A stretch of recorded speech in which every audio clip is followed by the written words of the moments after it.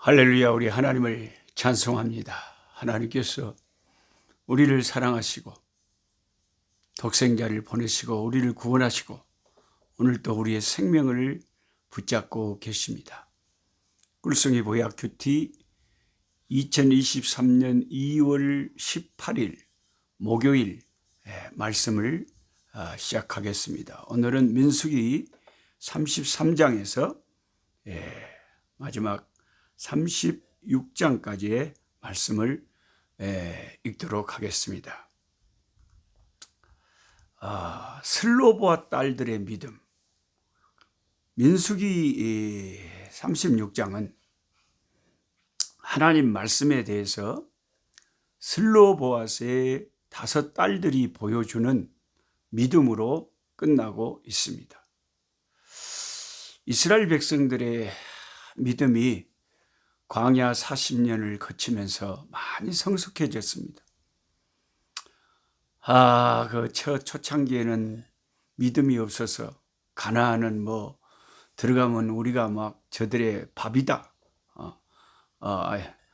우리가 저들의 메뚜기다. 밥이라는 것은 여호수아와 갈렙이 한 이야기였죠. 우리는 저들에게 메뚜기와 같아서 가면 우리가 다 패배하고 죽을 것이라고 생각했던, 그래서 겁을 잔뜩 먹고 밤새 울면서 애굽으로 돌아가자고 했던 그것이 그 선조들의 한 40여 년 전의 모습이었는데, 민수기가 끝나면서 이제 광야의 생활이 40여 년 맞춰져 가면서 그 이스라엘 그 후손들 20세 이하 광야에서 또 태어난 그 사람들의 믿음이 그들의 부모들의 믿음보다 훨씬 좋습니다. 저와 여러분도 이렇게 시간이 지나면서 더 믿음이 좋아지는 사람이 있고 믿음이 아주 안 좋아지는 사람이 있고 그렇습니다. 그래서 우리가 그 김치나 다른 그 채소를 봐도 시간이 지나면 썩어버리는 것이 있고 시간이 지나면서 발효되는 것이 있잖아요. 그러니까 시간이 지나면서 더 좋아지는 경우가 있고 더 성숙한 경우가 있고 더 나빠지는 경우가 있다는 거죠. 저와 여러분의 신앙은 어떻습니까? 시간이 계속 지나고 수많은 실패들도 겪으면서 우리가 더 겸손해지고 더 깨달아가고 더 신앙이 성숙해진다면 그 많은 실패들이 의미가 있지만은 잘못되고 고착화되고 교만해지고 딱딱해지고 더 이렇게 율법적이 돼간다면 그것은 신앙생활을 오래 한 것이 오히려 독이 될 수가 있는 거죠. 민수기를 마치면서 이스라엘 백성들 보십시오. 40년의 광야 생활이 끝나니까 굉장히 믿음이 좋아졌어요. 어떻게 합니까? 아니, 가나안에 아직 가지도 않았는데 가나안에 가서 땅을 차지할 것을 아예 확신하고 있잖아요. 우리가 가나안에 가서 약속의 땅을 차지했을 때 아들이 없는 가문은 아들에게만 그 땅을 토지를 물려주면 그 딸만 있는 가문은 그러면은 가문이 끊어지는 거 아니냐. 딸들에게도 뭔가를 재산을 달라. 이렇게 요구를 하고 그런 것을 이슈로 삼는다는 것 자체가 이스라엘 백성들 아직 가나안에 들어가지도 않았는데 가나안을 얻을 것을 취할 것을 확신하고 있다는 거죠. 이 믿음이 귀한 거예요. 이 믿음이 귀한 거예요. 저와 여러분은 아직 천국 가지 않았어요. 천국 보지도 않았어요. 우리 눈으로. 단지 예수님께서 말씀해 주셨죠. 누가복음 16장에 부자와 나사로 이야기를 통해서 생생하게 천국과 지옥을 가르쳐 주셨죠. 제가 지난주일에 우리 아프리카 현지인 교회에서 예배 마치고, 항상 예배 마치면 새로 시작한 교회라도 저는 제자 훈련, 성경 공부를 시키거든요. 따로 소그룹으로 이렇게 말씀을 가리키는데, 부자와 나사로 이야기를 아는 사람 거기 열 몇 명이 모여 있는데 손 들어봐라. 그러니까 한두 명밖에 없어요. 대부분은 다 모른대. 그러니까 여러분, 전혀 초짜, 전혀 성경을 모르고 전혀 신앙을 모르는 사람들이 새로 시방 한 150명에서 200명 정도가 우리 교회에 새로 시작해갖고 나오고 있으니 예수님께서 베드로한테 밤새 그물을 던져도 한 마리도 못 낚았는데 예수님께서 깊은 데로 가서 그물을 던져라. 그러니까 주님의 말씀에 순종해서 가서 던졌더니 153마리나 잡았잖아요. 우리 교회 요즘 새로 개척한 교회가 150명 정도가 나온다니까요. 그 영혼들이 너무너무 귀한 거예요. 부자와 나사로를 몰라도 괜찮아요. 그거 내가 다시 이야기해 줬죠. 부자가 있었다. 그 때문에 거지 나사로가 살았다. 아무것도 모르는 사람들에게 이 구원의 진리를, 예수 믿고 구원받는 이 진리를 설명하고 그들을 예수님의 제자로 삼는 이 일은 얼마나 복된 일인지 몰라요. 한국에서는 상상이나 하겠어요. 한국에는요, 애들도 잘 안 나오고요. 요즘에 애들도 별로 없고요, 교회에. 한 사람 전도하기가 그렇게 힘들어요. 교회 개척했다고 사람들이 이렇게 나오니까. 근데 여기는 아직도 추수할 곡식이 많은 거예요. 그물을 던지면 그냥 고기가 많이 잡히는 거예요. 그러니까 온양어선을 타야 되는 거예요. 그래서 선교지로 가야 되는 거예요. 어저께 그 선교사의 노래 제가 작사한 거 한번 들려줬더니 상당히 반응이 좋네요. 그래서 제가 가끔씩 들려드리려고 그럽니다. 그러니까 온양어선을 타고 멀리 바다로 나가야 고기를 많이 잡을 거 아닙니까? 눈을 들어 밭을 보라. 희어져 추수하게 된다. 한국은 뭐 학생들, 어린이들, 뭐 어른들 전도하기가 그렇게 힘든데 그나마 아직은 아프리카에는 이렇게 추수할 곡식이 많다는 게 놀랍지 않습니까? 어쨌든 이 슬로보아스의 딸들과 이스라엘 백성들은 가나안을 아직 가지도 않았으면서도 가나안을 확실히 취할 것을 확실하게 믿고 있습니다. 그래서 슬로보아스의 딸들이 그 아버지의 땅을 상속받을 수 있도록 이제 모세가 조치를 취합니다. 그리고 자기가 속한 지파의 땅이 줄어드는 것을 막기 위해서 므낫세 자손 지파의 남자에게만 시집을 가라고 명하셨습니다. 다른 지파로 시집을 가버리면 그 땅을 받아가지고 다른 지파에 시집 가지고 그 땅 지파가 돼버리니까 각 지파의 땅이 정해져 있는데 이게 이제 땅이 막 저리 갔다 저리 갔다 딸들이 땅을 유산으로 받았는데 시집을 가버리면 그 땅이 다른 지파의 땅이 돼버릴 거 아닙니까? 그러니까 그것을 방지하기 위해서 다른 지파의 남자들에게는 시집을 가지 말거라 그렇게 말하는 거죠. 민수기 36장 10절에서 보면 이제 슬로보아스의 딸들이 그 말을 듣고 이렇게 반응을 보입니다. 슬로보아스의 딸들이 여호와께서 모세에게 명하신 대로 행하지라. 하나님 말씀대로 순종했다는 거죠. 슬로보아스의 딸 말라와 드르사와 호글라와 밀가와 노아가 다 그 아비 형제의 아들들에게로 시집가되, 형제의 아들들이다 이 말은 그 지파 사람들의 남자들에게 시집을 간 거예요. 그들이 요셉의 아들 므낫세 자손의 가족에게로, 므낫세 지파의 가족에게로 시집간 거로 그 기업이 그 아비 가족의 지파에 여전히 있었더라고 성경이 기록되어 있습니다. 민수기 35장까지 이르는 광야 40년의 기록은 사실상 불순종의 기록이라고도 할 수 있습니다.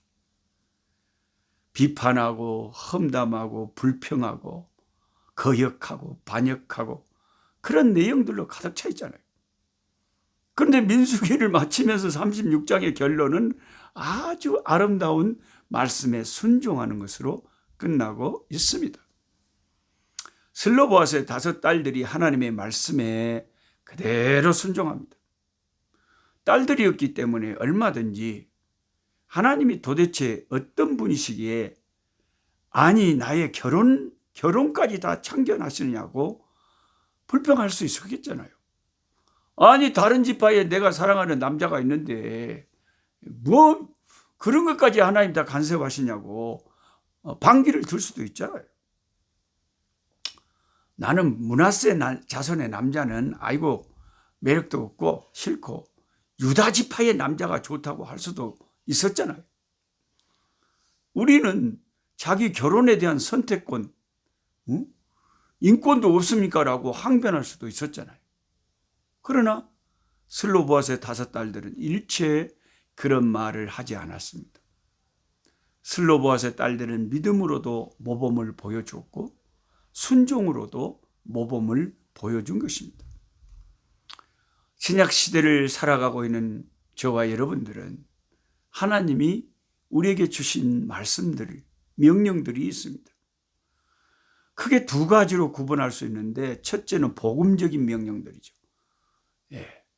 복음을 전하라, 하나님 교회를 섬기라, 예배하라, 기도하라, 헌금해라, 선교해라, 찬양하라, 이런 것이 우리들에게 주어진 복음적인 명령들입니다. 그런데 이런 명령들 말고도 신구약 시대를 살아가는 모든 하나님의 백성들이 지켜야 할 항존법이 있는데 그것이 바로 십계명입니다. 그래서 요즘 교회 다니신 분들이 그런 질문을 할 수 있어요. 목사님, 십계명은 구약의 율법 아닙니까? 근데 모든 구약의 법들은 다 예수 안에서 십자가 안에서 성취되었는데 우리가 십계명을 꼭 지켜야 됩니까? 이렇게 생각하실 수 있는데 십계명은 신약이나 구약이나 영원토록 항존법이라 해서 항상 십계명을 예수 믿는 사람이라면 순종하고 지켜야 됩니다. 그것은 율법주의가 아닙니다. 율법주의는 십계명을 지켜야 구원을 받는다고 주장을 하는 그런 주장들이 율법주의입니다. 그런데 복음주의에 속한 우리들은 십계명을 지켜야 구원받는다고 말하는 게 아니잖아요. 예수의 보배 피로 십자가로 구원받은 우리들이 해야 될 일이 하나님의 말씀 십계명을 순종해야 된다 하는 것이죠. 그런 것은 율법주의가 아닌 것이고, 주 예수 그리스도를 구주로 믿어 구원받은 사람은 십계명을 기준으로 성화를 이루며 순종하고 살아야 되는 거죠. 이 십계명이 최소한의 우리에게 이 삶의 기준이 되는 것입니다. 예수님의 동생이었던 야고보 선생님은 십계명을 자유하게 하는 온전한 율법이라고 표현을 했습니다. 야고보 1장 25절에 자유하게 하는 온전한 율법을 들여다보고 있는 자는 듣고 잊어버리는 자가 아니요 실행하는 자니에요. 십계명의 말씀을 듣고 잊어버리지 말고 그 말씀대로 순종해라. 이 사람이 그 행하는 일에 복을 받으리라고 기록되어 있습니다. 우리가 왜 천주교의 그 마리아에게 기도하는 것, 또 그 마리아 상을 다 그 성당에 세워놓고 거기에 막 비는 것, 그런 것을 왜 우리가 경계합니까? 십계명에 우상을 만들지도 말고 섬기지도 말라 그랬잖아요. 예수 그리스도 이름 외에 누구에게 기도합니까? 누구 상을 세워놓습니까?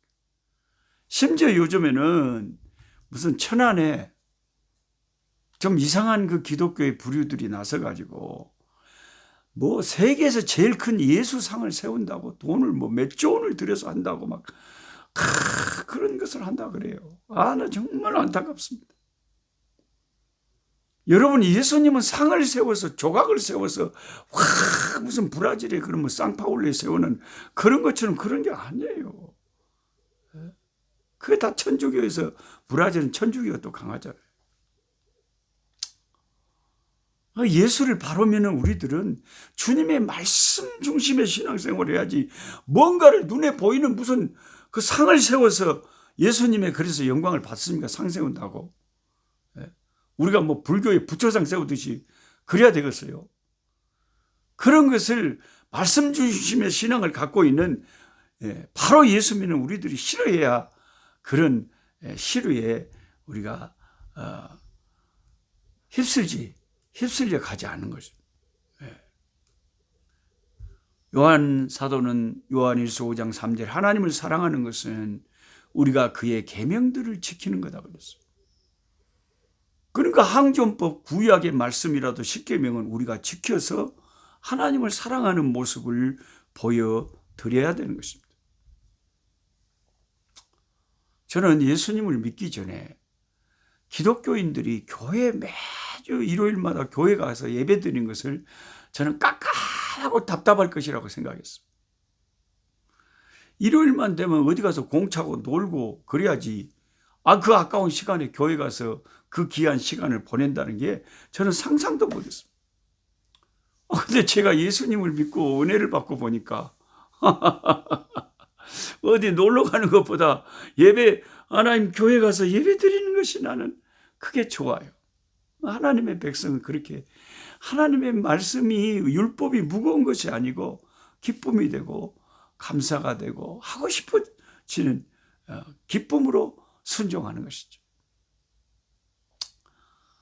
자비하신 하나님, 민수기서의 광야의 이스라엘 백성들의 그 모습들을 담은 책들을 읽었습니다.